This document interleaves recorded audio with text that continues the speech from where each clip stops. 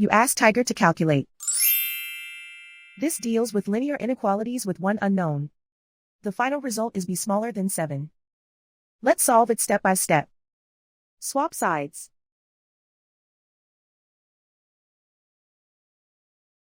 Group all constants on the right side of the inequality. Add 16 to both sides.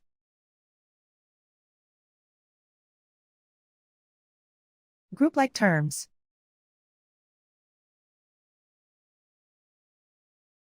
Simplify the arithmetic.